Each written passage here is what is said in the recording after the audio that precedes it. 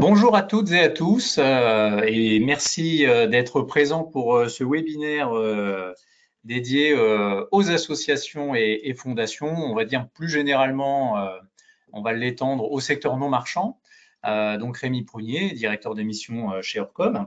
Donc l'objectif de ce webinaire est de faire un petit point sur finalement quels sont les impacts et surtout les opportunités pour les associations et fondations pendant cette crise sanitaire, puisque dans les différents canaux de communication, on parle quand même beaucoup des entreprises et pas peut-être pas suffisamment en fait des associations. Donc on va faire un petit tour d'horizon ensemble sur l'ensemble des mesures de soutien à l'économie qui peuvent être transposables pour les associations et fondations.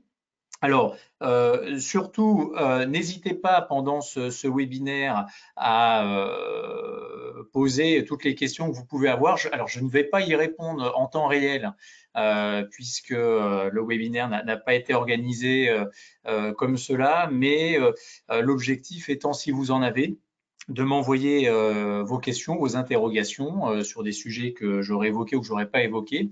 Et évidemment, je me permettrai de revenir vers vous pour vous donner les réponses dans les meilleurs délais, bien sûr.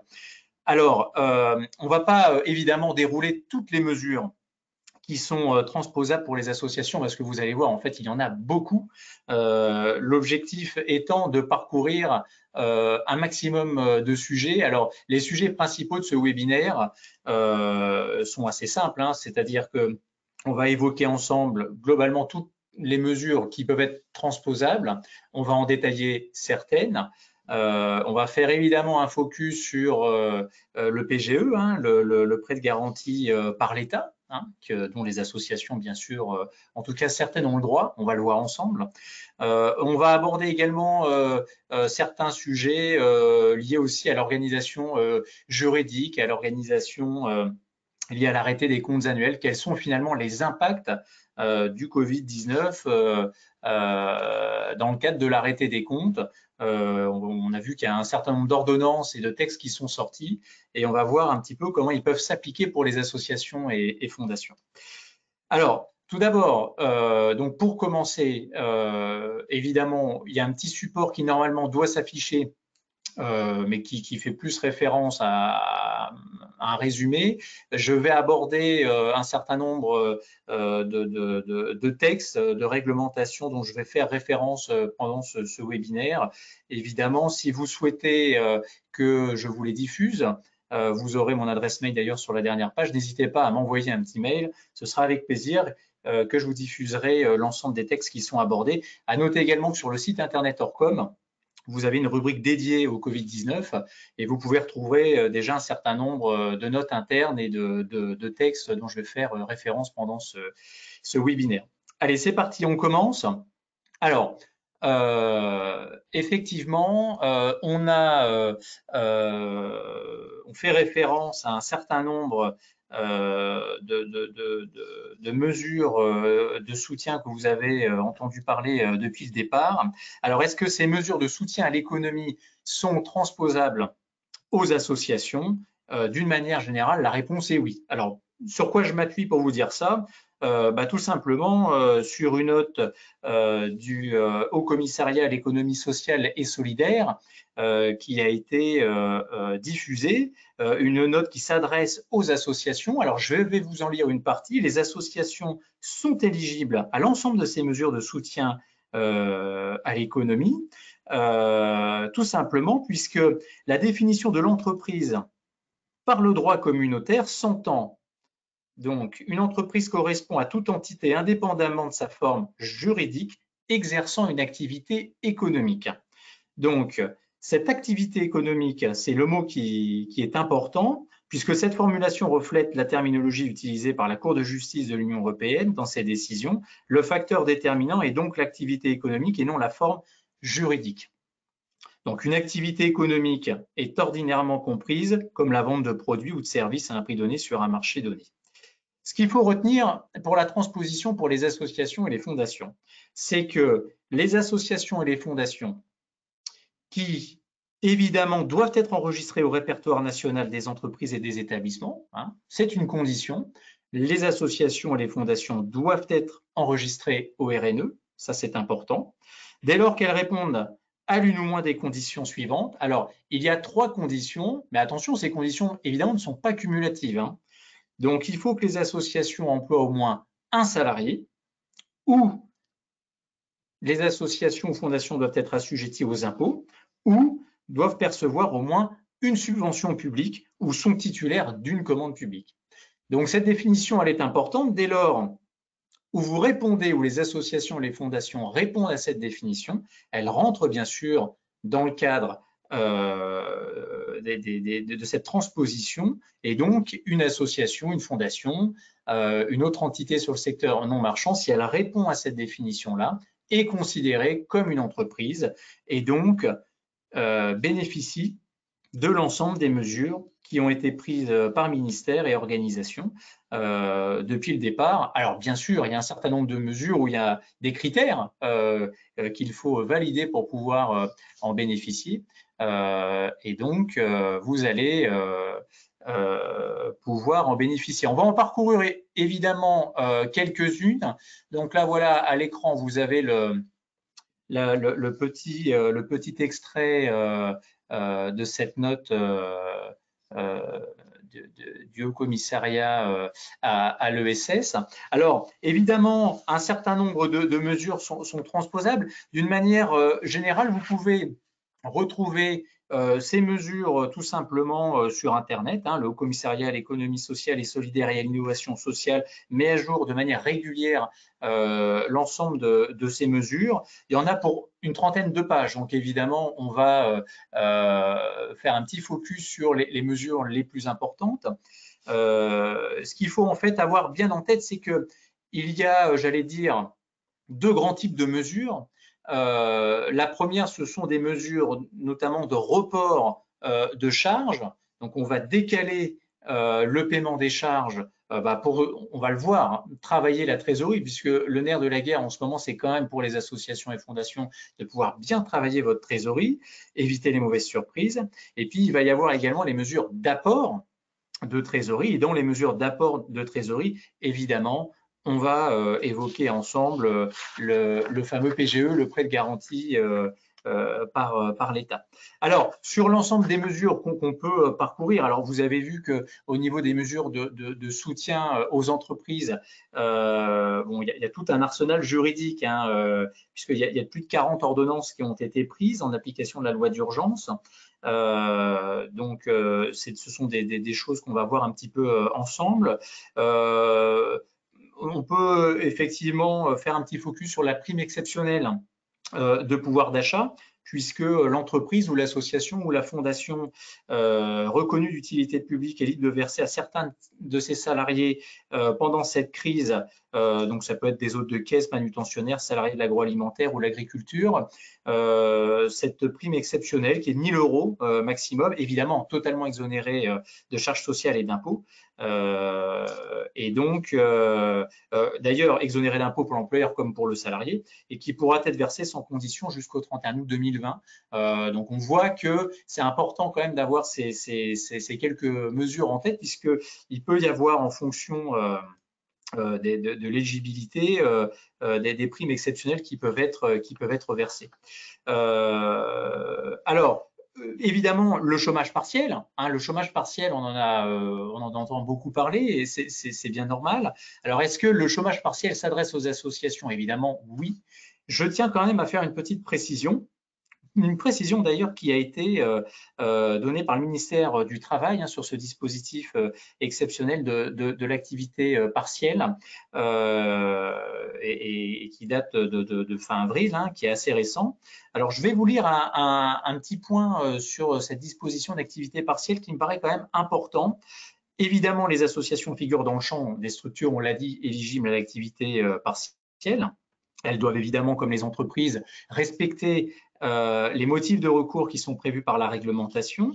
La question que beaucoup d'associations et beaucoup d'entre vous vous posez évidemment, c'est quel va être en fait le cumul entre l'activité partielle et la notion de subvention.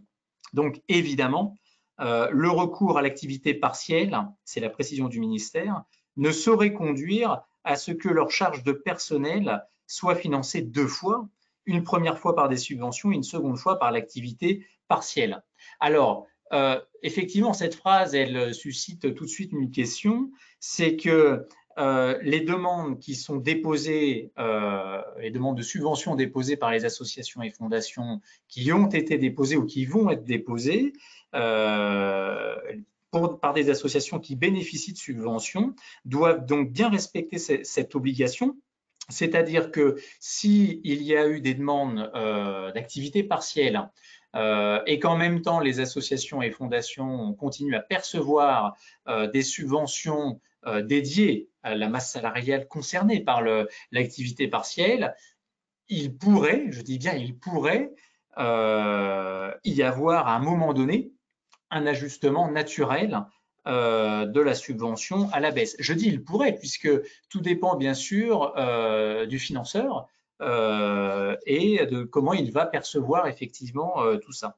Mais il est évident que c'est quelque chose quand même qu'il faut avoir en tête. Les associations et fondations sont bien sûr complètement éligibles à ce dispositif d'activité partielle, mais effectivement, pour celles qui sont largement subventionnées et dont les subventions sont fléchées directement sur cette masse salariale, et à un moment donné, vous ne pourrez pas avoir un cumul de cette prise en charge des salaires. Donc, il pourrait y avoir à un moment donné, au cas par cas, une correction sur cette partie-là.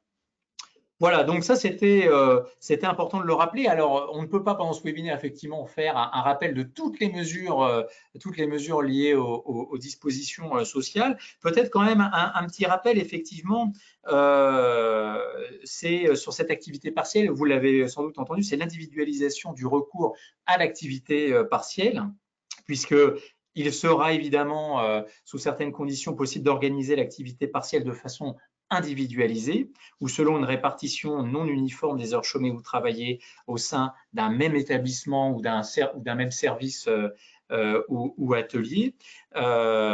Cette mesure qui notamment a pour objet de permettre la bascule vers l'activité partielle au 1er mai des salariés qui sont actuellement arrêtés pour motif dérogatoire, soit parce qu'ils gardent leurs enfants par exemple, il y en a beaucoup, soit parce que même ou un de leurs proches sont considérés comme des personnes vulnérables. Donc on voit que ça change quand même très régulièrement, donc il faut quand même se tenir informé assez régulièrement de toutes ces dispositions. Donc le recours à l'activité partielle, il est possible. Encore faudra-t-il être vigilant sur cette notion de subvention. Si on prend par exemple le secteur social et médico-social, où des produits de tarification vont être versés par les financeurs, on s'aperçoit que beaucoup de financeurs actuellement interpellent aussi les organismes gestionnaires d'établissements sociaux et médico-sociaux pour certains de leurs établissements en leur indiquant je vous rappelle que je vous finance ces catégories de personnel et à cette condition, je ne souhaite pas que vous réalisiez des demandes d'activité partielle. On a déjà eu le cas de financeurs qui ont effectué cette demande. Donc, il faudra quand même bien s'interroger au niveau de l'impact, notamment des comptes 2020, sur ce double financement ou pas de ces salariés. Alors, on a évidemment parmi les autres mesures de soutien à l'économie qui sont complètement transposables aux associations et fondations, les fonds de solidarité. Donc, le fonds de solidarité complètement éligible aux associations, si tant est évidemment que vous respectiez les conditions d'éligibilité. Donc je rappelle juste que les fonds de solidarité, ça représente à peu près 2 milliards d'euros sur 2 mois. Il y a deux types d'entreprises qui sont concernées, entreprises au sens large, donc les entreprises et associations dont l'activité a été fermée et les petites entreprises et associations qui auraient perdu en chiffre d'affaires au moins 50% de leur chiffre d'affaires au mois d'avril 2020 par rapport à avril 2019, ou un chiffre d'affaires mensuel moyen sur 2019 et avec un chiffre d'affaires inférieur à 1 million d'euros. Donc il y a des dispositions d'éligibilité, des conditions qui doivent être respectées. Alors c'est une aide avec plusieurs niveaux. Il y a 1 500 € évidemment d'aide automatique sur une simple déclaration si la perte en chiffre d'affaires est moindre.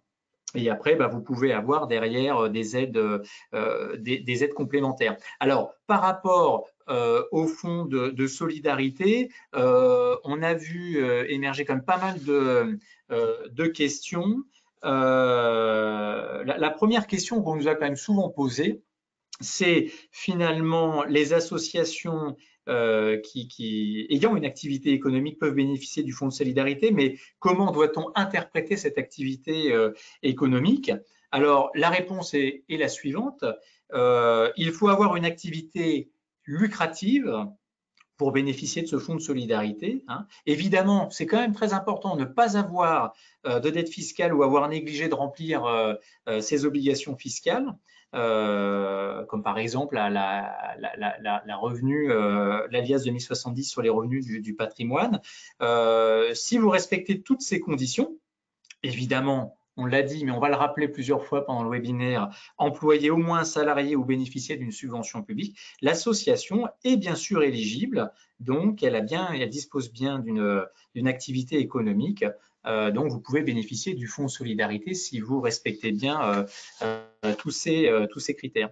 Une autre information quand même sur le fonds de solidarité, il faut quand même rappeler parce que les questions des fois qui peuvent émerger sur le fonds de solidarité, c'est si les associations ou fondations non employeuses ou non fiscalisées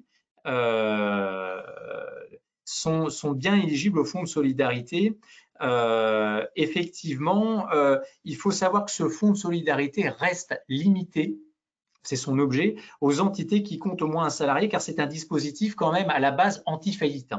Et donc, il s'adresse quand même aux très petites associations qui, si vous voulez, malgré les différentes mesures déployées par le gouvernement, seraient encore en risque de défaillance en raison de leurs frais fixes, de leurs frais de fonctionnement qui restent quand même assez significatifs et qui feraient apparaître effectivement des difficultés. Donc, le fonds de solidarité s'adresse bien évidemment aux associations. Alors, on va parler maintenant du prêt garanti par l'État. Ça, c'est effectivement un dispositif, là, pour le coup, d'apport de trésorerie important. Alors, ce prêt garanti par l'État, il s'adresse évidemment aux associations. Je rappelle qu'il permet pour toutes les entreprises au sens large d'avoir un apport de trésorerie dans la limite maximale de 25% de son chiffre d'affaires, et c'est notamment sur cette dernière définition qu'on va apporter une précision. Donc dans la limite de 25% de son chiffre d'affaires du dernier exercice clos, et qui sera effectivement à rembourser au bout d'1 an, ou qui peuvent être transformés sur un prêt remboursable sur 5 ans. Alors, les associations ont-elles et fondations ont-elles le droit de bénéficier de ce PGE, de ce prêt de garantie par l'État? La réponse est oui. Oui, mais pas pour tous. Alors pourquoi pas pour tous? Parce que on a un complément, une fiche, voilà, qui a été élaborée par le ministère, qui rappelle sur 3 pages quelles sont finalement les différentes ressources possibles dans une association et fondation, et quel est finalement le chiffre d'affaires, je vais mettre des guillemets, associatif, qui est pris en compte pour le calcul du PGE. Alors, cette note est très claire. Elle rappelle évidemment ce qu'on s'est dit tout à l'heure, que pour être éligible au PGE, il faut que les associations emploient au moins un salarié, ou sont assujetties aux impôts, ou perçoivent une subvention publique, ou sont titulaires d'une commande publique. Je vous ai précisé que je rappellerai assez régulièrement pendant le webinaire la définition, c'est le cas. Alors, le chiffre d'affaires associatif, c'est quoi? C'est l'ensemble des produits d'exploitation d'une association ou fondation, auquel on va soustraire en réalité le total des subventions et le total du mécénat privé reçu par des personnes morales de droit privé et assujetties aux impôts commerciaux et des fondations d'entreprise. Alors, concrètement, ça veut dire quoi?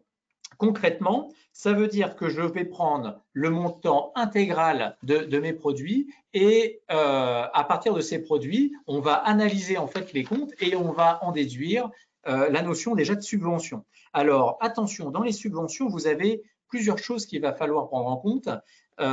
C'est les subventions d'exploitation qui ne sont pas concernées par ce chiffre d'affaires associatif. Ce sont également les subventions d'équilibre.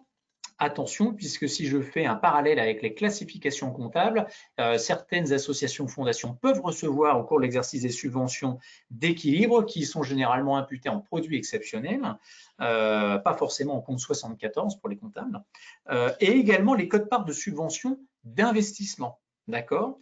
Donc, les codes-parts de subventions d'investissement, ce sont les subventions que vous avez même reçues par le passé dédiées au financement des investissements. Et effectivement, ces trois notions de subvention, subvention d'exploitation, subvention d'équilibre et quote-part de subvention d'investissement sur l'exercice, ne sont pas à prendre en compte dans le chiffre d'affaires associatif et donc ne rentrent pas dans l'assiette de calcul de ce prêt garanti par l'État. On ne va également pas prendre en compte, je vous l'ai dit, les dons, le mécénat privé. Alors, ce sont exactement les dons reçus des personnes morales de droit privé assujetties aux impôts commerciaux, donc les entreprises commerciales, et des fondations d'entreprises.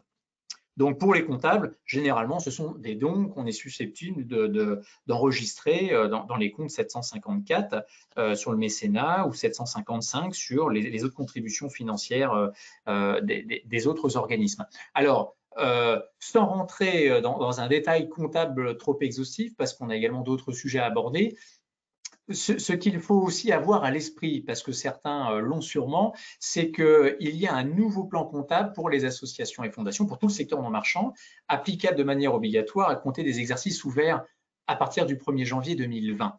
Ce changement de plan comptable n'a aucune incidence, je vous le dis tout de suite, sur ces assiettes de calcul pour le PGE, pour ce prêt garanti par l'État. Puisque que vous ayez fait déjà des changements de présentation dans la classification comptable de vos produits d'exploitation ou pas, de toute façon, la définition que je viens de vous donner reste la même. Donc, il est important de prendre, si vous êtes une association ou une fondation et que vous souhaitez demander à vos banques ce prêt garanti par l'État, dans la limite maximale de 25% de votre chiffre d'affaires associatif, vous devez vraiment prendre tous vos produits d'exploitation et extraire les subventions et le mécénat privé que je viens d'aborder. Par définition, par différence, tout le reste des produits d'exploitation, a priori, rentrerait dans ce chiffre d'affaires associatif. Voilà pour l'apport de trésorerie. Alors, pour ce prêt garanti d'État, le secteur social et médico-social, d'une manière générale, n'en a pas le droit, dans la mesure, enfin, n'en a pas le droit. C'est pas qu'ils n'en ont pas le droit, c'est que les produits issus de la tarification, pour les comptables, les comptes 73, ne rentreraient pas évidemment dans cette assiette de calcul, ce qui ne veut pas dire que les autres produits ne rentrent pas, évidemment. À noter d'ailleurs pour le secteur social et médico-social, nous sommes avec Orcom et pas que en train d'organiser un autre point dédié puisque on est là sur un secteur où on a des textes bien spécifiques dédiés au secteur et donc qui fera l'objet d'un webinaire à part entière. Voilà. Alors, pour ce prêt garanti d'État, on a quelques questions qui se posent évidemment. Alors, une question qu'on nous a régulièrement posée, c'est, je vous la lis, pour une association qui a été créée à partir du 1er janvier 2019, est-ce qu'ils peuvent prétendre à un autre critère que le chiffre d'affaires en matière de prêts garantis par l'État. On sait que les TPE ou les PME ont pu, au niveau de l'assiette de ce PGE, aborder la question de masse salariale au niveau de critères. Alors, la réponse qu'on a reçue, la précision, c'est que effectivement, l'octroi reste de ce prêt garanti par l'État quand même fonction de la perte du chiffre d'affaires. Il faut bien avoir en tête qu'on est dans une limite de 25%, mais l'objectif n'est pas de demander le plafond. L'objectif est d'estimer une perte de chiffre d'affaires et que cette perte de chiffre d'affaires, on la demande sous forme d'apport de trésorerie. Donc, il n'est pas vraiment de notion de masse salariale hein, sur le principe. Hein. Alors, à noter qu'au mois de mars, la référence pour le calcul de la perte de chiffre d'affaires est la suivante. Pour les entités existantes au 1er mars 2019, le chiffre d'affaires de référence sera celui du mois de mars 2019. Pour les entités créées après le 1er mars 2019, le critère de référence sera le chiffre d'affaires mensuel moyen entre la date de création de l'association ou fondation et le 29 février 2020. Voilà. Donc effectivement, pour tous ces cas particuliers, bon, n'hésitez pas à revenir vers nous, mais normalement, un certain nombre de dispositions sont évidemment prises en compte. Je parcours mes petites notes pour m'assurer que sur le prêt garanti par l'État, je n'ai rien oublié, mais globalement, effectivement, vous rappelez que pour le secteur social, médico-social, l'ensemble en tout cas des produits de tarification versés par l'Agence régionale de santé ne doit pas être pris en compte. C'est ce qu'on a précisé. Voilà, donc ce prêt garanti d'État reste quand même un atout pour le secteur non marchand qui peut être important, mais on le voit bien que pour les associations et fondations largement subventionnées, on voit que ça peut être une disposition moins intéressante en termes d'apport de trésorerie, mais on va voir que pour les associations, il existe quand même d'autres dispositions qui peuvent être tout aussi importantes. Donc, on a parlé si on se fait un petit point de synthèse en ce milieu de webinaire, que d'une manière générale, si en tant qu'association et fondation, vous répondez à la définition de cette activité économique, vous êtes considéré comme une entreprise et donc toutes les mesures vous sont transposables. On a évoqué évidemment comme exemple de mesure la disposition d'activité partielle, le fonds de solidarité qui concerne les associations également. Le prêt garanti par l'État, et là je vous invite quand même à bien évaluer, la perte de chiffre d'affaires pendant cette période qu'il faudra pouvoir justifier, et puis d'être bien vigilant sur cette notion de chiffre d'affaires associatif. A priori, on a pu entendre quelques organismes bancaires sur des demandes de prêts garantis par l'État que formulaient certaines associations et fondations, par exemple qu'il fallait que l'activité économique ou lucrative représente un certain pourcentage des produits d'exploitation. A priori, dans les textes, on n'en fait pas allusion. Il y a une définition du chiffre d'affaires associatif avec effectivement des lignes que vous ne devez pas prendre dans votre comptabilité, un retraitement qui doit se faire dans votre comptabilité si la présentation n'est pas très claire, mais effectivement, cette note du ministère sur le chiffre d'affaires associatif doit être respectée. Voilà, alors beaucoup d'autres mesures. On ne va pas effectivement toutes les aborder. Si ce n'est qu'effectivement, beaucoup de mobilisation, il faut le savoir quand même, des acteurs financiers publics. Vous avez entendu effectivement BPI France, la Banque des Territoires, France Activité, le PIA aussi, hein, les plans d'investissement d'avenir qui peuvent être activés. Donc, on voit qu'on a beaucoup finalement quand même d'acteurs publics qui peuvent graviter autour des associations et fondations, qui peuvent vous octroyer aussi quelques facilités de caisse, des prêts à taux zéro, des garanties de prêt, etc. Donc, n'hésitez pas vraiment à vous renseigner, à vous documenter sur toutes ces mesures spécifiques quelques soutiens également de l'Union européenne, hein, il faut le préciser, sur des mesures bien spécifiques dont vous pouvez avoir le droit. Alors, sur ce que vous avez à l'écran, vous avez également des mesures tout simplement fiscales, sociales. Et parmi ces mesures diverses, je pense qu'il est quand même important, même si la plupart d'entre vous, vous les avez en tête, de les rappeler, qui sont, j'allais dire, les premières mesures pour les associations et fondations pour bien travailler votre trésorerie. Ce qui est important, c'est de pouvoir vous assurer que vous n'aurez pas de difficultés de trésorerie et que vous ayez quand même un certain nombre, si possible, de mois de fonctionnement, j'allais dire, sur votre compte bancaire. Alors, comment faire? Je rappelle les mesures toutes simples, mais qui sont importantes. Tout simplement, la première chose, ce sont les délais de paiement des échéances sociales et ou fiscales. Parce que les associations peuvent avoir effectivement des régimes fiscales et sociales complètement différentes. Certaines, effectivement, ne payent pas de TVA et ne sont pas assujettis aux impôts commerciaux. D'autres peuvent l'être, en fonction de certains secteurs distincts. Donc déjà, vous vous rappelez que vous pouvez effectivement demander des délais de paiement à la fois sur les échéances sociales et fiscales. Alors sur les échéances sociales, il est vraiment recommandé de centraliser vos demandes, vos reports plutôt sur l'URSSAF. Hein. Plutôt sur l'URSSAF. Alors vous pouvez également le faire sur les autres caisses. Bon, néanmoins, on a vu qu'il y avait beaucoup de questions, notamment par exemple sur la prévoyance. Il ne faudrait pas que le report du paiement des charges sur la prévoyance ait des conséquences en termes de report des droits aussi derrière. Mais effectivement, report des charges sociales à privilégier, fiscales également, hein, c'est quand même important. Vous pouvez, pour les associations ou fondations qui, par exemple, payent de l'impôt sur les sociétés, qui ont des acomptes d'impôt sur les sociétés à verser ou d'autres types de taxes, demander le report de délai. D'une manière générale, la seule taxe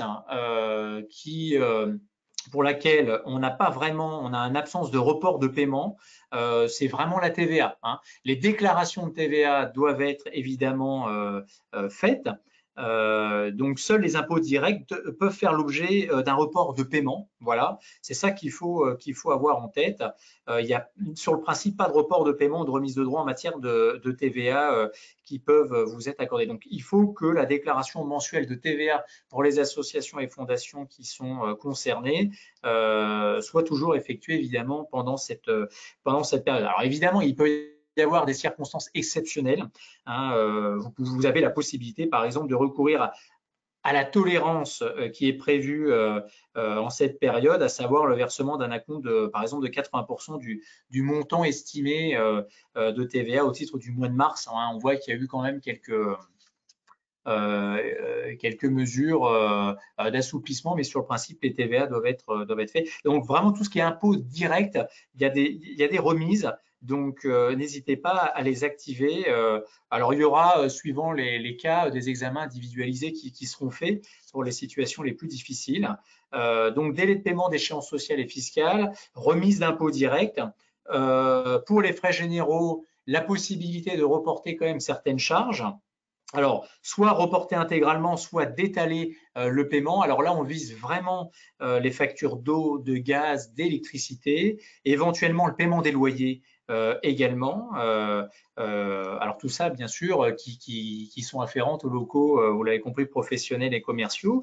Les remboursements de crédit. Les associations et fondations qui ont des emprunts à rembourser, évidemment, le remboursement de crédit peuvent être portés, rappelons-le, jusqu'à 6 mois. Donc, si vous envisagez des difficultés de trésorerie et que vous aviez des échéances d'emprunt à rembourser, c'est le moment d'appeler les banques, c'est le moment de les solliciter compte tenu du contexte et d'obtenir un report jusqu'à 6 mois. Voilà, suppression des pénalités, des coûts additionnels, rappelons-le quand même, sur ces reports d'échéance. Donc voilà, on voit qu'il y a quand même pas mal de choses, que ce soit, alors là on est vraiment plus sur les reports, hein, mais n'hésitez pas à les activer.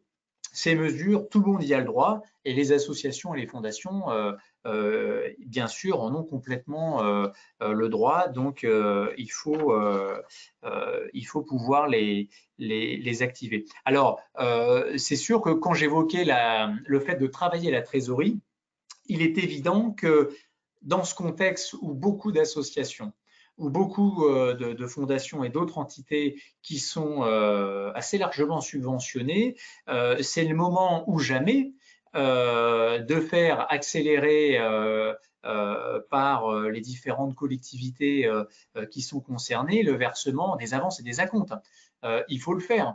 Il faut le faire. On voit d'ailleurs beaucoup de régions qui ont pris des engagements sur les subventions qu'elles versent, où elles versent avant l'heure, par exemple, certains soldes de subventions. Vous savez que pour beaucoup de subventions, le solde est versé avec, sous certaines conditions, conditions de restitution de livrables, de rapports, etc. Dans ce contexte-là, n'hésitez pas à appeler vos collectivités, à appeler vos financeurs pour faire accélérer le versement des avances, pour peut-être demander le versement du solde, d'une partie du solde avant l'heure, pour vous donner tout simplement un peu de souplesse sur votre trésorerie. Il faut le faire. C'est pas parce que vous avez un niveau de trésorerie qui est satisfaisant à l'heure où on se parle que dans 3 mois, vous n'aurez pas de problématique de trésorerie. Donc, c'est aussi peut-être le moment, peut-être dans le suivi, dans le pilotage de la trésorerie, de travailler sur certains documents de suivi, de pilotage qu'on appelle par exemple le plan prévisionnel de trésorerie. C'est un document qui va vous permettre sur une période donnée à 6 mois, à 12 mois, de voir quel est votre niveau de trésorerie et de voir si à un moment donné, vous n'allez pas faire face à des difficultés de trésorerie. Et donc, il faut les anticiper pour pouvoir activer toutes ces mesures. Voilà, donc voilà un certain nombre effectivement de mesures qui concernent les associations et les fondations. À noter également que parmi toutes les mesures de soutien à l'économie, vous avez également les médiateurs. Je rappelle qu'on a par exemple le médiateur du crédit, qui est un dispositif public qui vient en aide à toute entreprise qui pourrait rencontrer des difficultés avec un ou plusieurs établissements financiers, les banques, crédit bailleurs, sociétés d'affacturage, etc. Donc, ce médiateur du crédit peut intervenir en votre faveur justement pour pouvoir vous aider et va garantir le traitement rapide le plus rapidement possible pour justement faire face à ces difficultés. On est dans le cadre du secteur non marchand, donc il ne faut pas oublier qu'il y a également beaucoup de soutiens sectoriels qui sont rappelés également par le Haut Commissariat à l'économie sociale et solidaire. Alors, je ne vais pas rappeler la liste exhaustive de tous les soutiens sectoriels puisqu'il existe quand même beaucoup de secteurs d'activité très différents dans le secteur non marchand, mais pour en nommer un, par exemple, notons que pour le sport, l'Agence nationale du sport, par exemple, maintient les aides pour le soutien à l'emploi, donc via le versement de la subvention emploi-agence, par exemple, dès lors que le salarié, évidemment, n'a pas quitté son poste, et quel que soit le statut du salarié. Une petite aussi information au niveau du FONGEP. Le FONGEP, le versement de la subvention sur les postes FONGEP sera réalisé dès lors que le salarié n'a pas quitté son poste de travail. Donc, on voit effectivement qu'on a des mesures un peu exceptionnelles où, quand bien même il y aurait eu des dispositifs activés au niveau des salariés, on a certaines mesures qui existent toujours et évidemment qui vous sont versées également pour vous donner un peu de souffle au niveau de la trésorerie. Pour les associations, on a la mobilisation de la plateforme de la réserve civique aussi, qui permet aux citoyens qui souhaitent s'engager. On entend de plus en plus parler aujourd'hui à venir en aide de manière bénévole et de manière organisée, bien sûr, aux structures associatives, alors œuvrant soit à l'aide alimentaire d'urgence, à la garde exceptionnelle d'enfants, ou en lien avec les personnes fragiles, isolées, etc.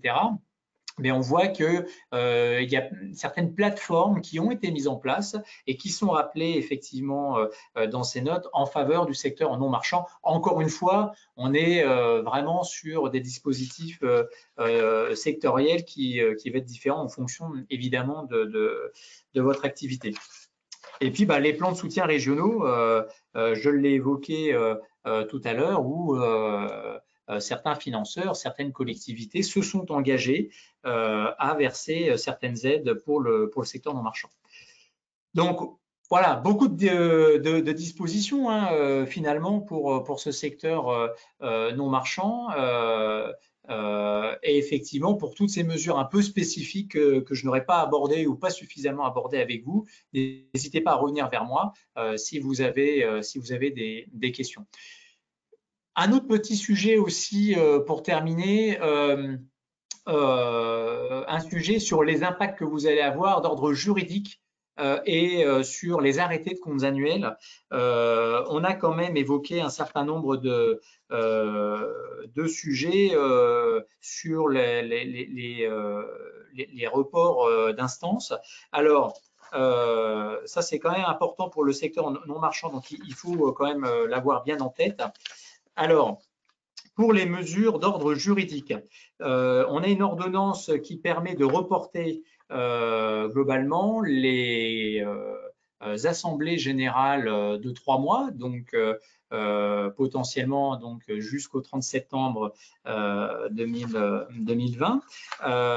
Les questions souvent qu'ils se posent et que je vous ai préparées, et tout simplement, est-ce qu'il faut mettre une mention spéciale en annexe 2019 et dans le rapport de gestion sur ce contexte de Covid-19 et les impacts? Donc évidemment, la réponse est oui. Donc, pour ceux d'entre vous qui sont en train de clôturer les comptes 2019 ou qui viennent de le faire, une information doit être absolument donnée dans l'annexe des comptes. Je rappelle que les comptes, c'est le bilan, le compte de résultat et les annexes. Donc, pour celles et ceux d'entre vous qui ont un expert comptable, évidemment, ça doit être fait de manière automatique. Pour les autres, il faut intégrer cette information dans les comptes clos au 31 décembre 2019.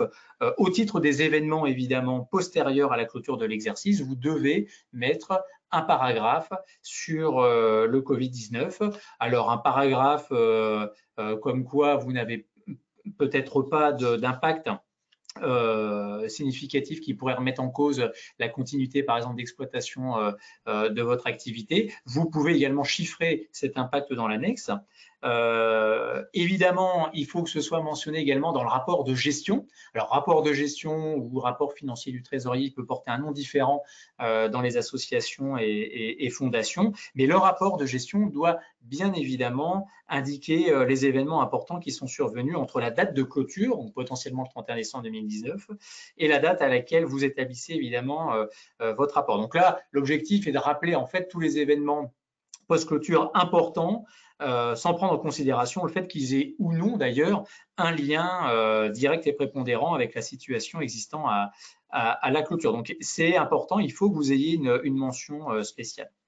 Alors évidemment, on a une ordonnance qui est parue en 2020 sur le report des conseils d'administration et des assemblées, plus généralement de toute façon des différentes instances.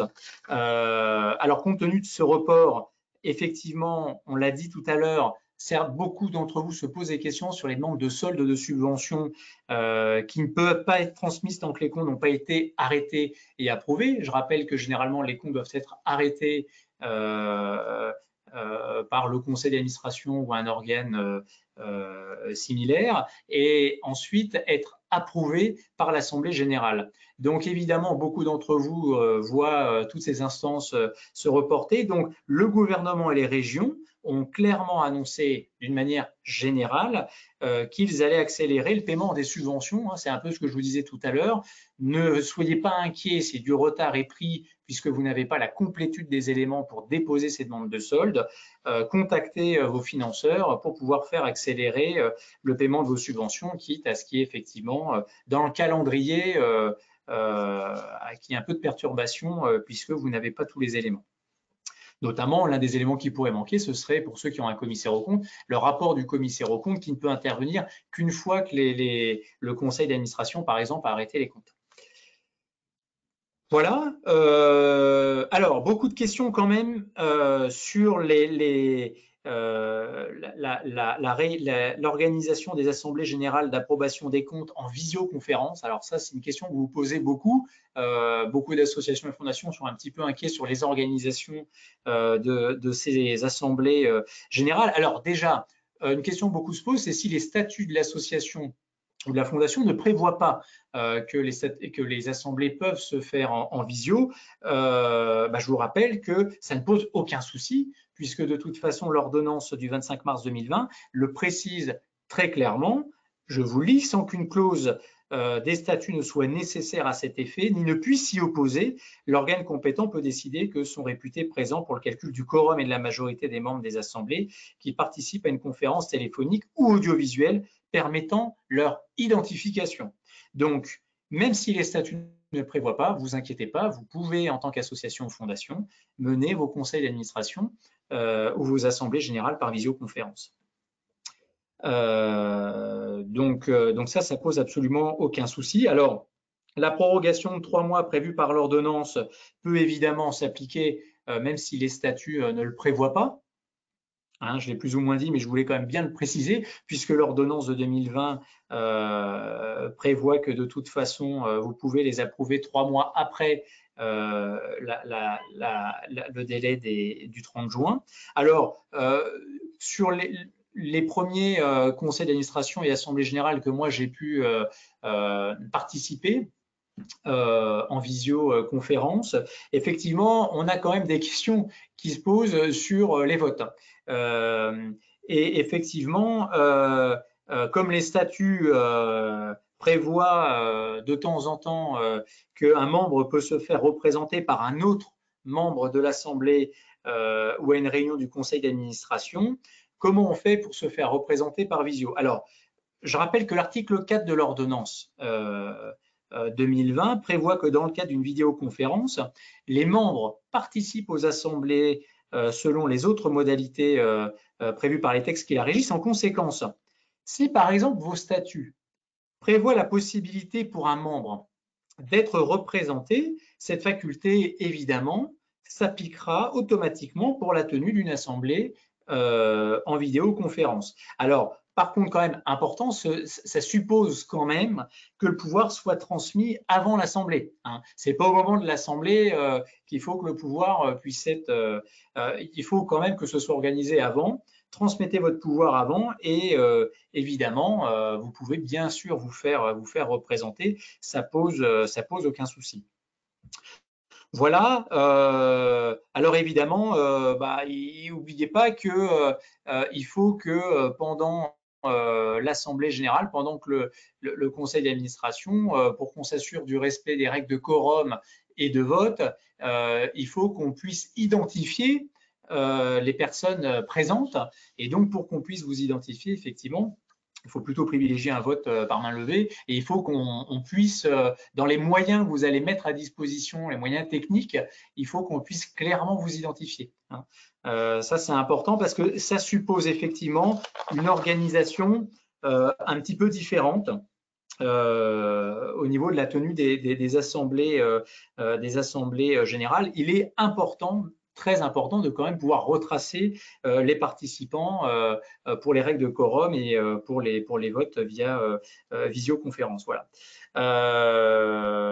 Donc voilà pour tout ce qui est activité, plutôt, j'allais dire, nouveauté un petit peu juridique pour les associations et pour le secteur non marchand. Donc je pense avoir fait un tour d'horizon assez comment dire, assez exhaustif. Bon, évidemment, en fonction de l'activité que vous avez, vous pouvez avoir quand même, on le voit dans les associations et dans le secteur en marchand, beaucoup de situations complètement différentes. Donc, il ne faut pas hésiter à revenir vers nous. Il ne faut pas hésiter à nous envoyer vos questions. Je vais afficher d'ailleurs à l'écran mon adresse mail. Voilà. N'hésitez pas à m'envoyer vos mails, à programmer peut-être des points téléphoniques sur des questions que vous pouvez avoir. N'hésitez pas également à consulter les foires aux questions. Il y a beaucoup de foires aux questions. Alors évidemment sur les aspects sociaux, hein, énormément de l'État qui sont très bien faits. Sur notre site internet, effectivement, orcom.fr. Et puis interrogez-vous également sur les particularités que vous pouvez avoir dans votre comptabilité. Le plus important, c'est la trésorerie. On le répétera jamais assez. Donc n'hésitez pas à faire un plan prévisionnel de trésorerie, à anticiper éventuellement les difficultés que vous pouvez avoir, faire accélérer le versement de votre solde. N'hésitez pas à faire des reports effectivement d'échéance sur le paiement de certaines charges.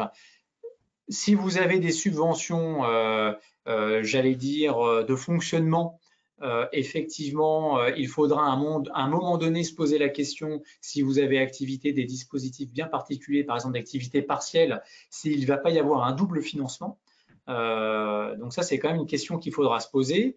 Effectivement, s'il y a des financements, donc des subventions ou des contributions financières même plus larges, qui sont fléchés sur des actions, sur des projets bien ciblés, mais dont ces actions et ces projets n'ont pas pu se réaliser comme vous l'aurez souhaité, puisque avec ce contexte particulier où vous avez pris du retard, voire peut-être même le projet va être annulé ou reporté sur l'exercice suivant, il conviendra de voir avec votre financeur comment vont s'articuler finalement la subvention que l'association a pu percevoir. Il peut y avoir plusieurs cas de figure. Évidemment, la première hypothèse serait pour le financeur de récupérer cette subvention si elle est fléchée sur un projet qui n'a pas pu se réaliser. Il peut y avoir d'autres hypothèses aussi que vous pouvez voir avec le financeur, c'est-à-dire que si cette action sera susceptible d'être réalisée sur le second semestre ou sur l'exercice qui suit, on peut, par le mécanisme comptable des fonds dédiés, tout simplement faire du report, c'est-à-dire vous gardez en trésorerie la subvention que vous avez perçue. Par contre, comptablement, effectivement, l'association reportera la charge dédiée à cette action et à ce projet pour les exercices futurs. Donc tout ça, on le voit bien que ça nécessite quand même une discussion avec votre ou vos financeurs, qu'il faut effectivement cette discussion à un moment donné l'entamer pas trop tard quand même, puisque ça peut avoir un impact quand même sur 2020 qui soit significatif. Je parle surtout au niveau de l'arrêté des comptes, voilà. Et puis voir un petit peu comment tout ça va s'articuler au niveau de la reprise. Je ne pense pas dans mes différentes notes avoir oublié d'évoquer certains sujets. N'hésitez pas à aller voir effectivement votre collectivité et puis adaptez bien votre calendrier. On voit que les calendriers sont évidemment perturbés. N'hésitez pas quand même, si vous le pouvez, à ne pas trop retarder quand même les calendriers. C'est-à-dire qu'il me paraît quand même important que les différentes instances qui sont là, par exemple, pour arrêter les comptes, pour évoquer un certain nombre de sujets, vous puissiez quand même les faire à distance. Ça s'organise très bien. Alors, ça nécessite une anticipation, effectivement, une organisation un peu différente, mais globalement, on voit que ça se passe très bien. Voilà, on a un contexte qui fait qu'il faut qu'on s'organise de manière différente. Merci en tout cas de m'avoir écouté et si vous avez des questions, n'hésitez pas. Je vous dis à bientôt. Très bonne journée à vous. Au revoir.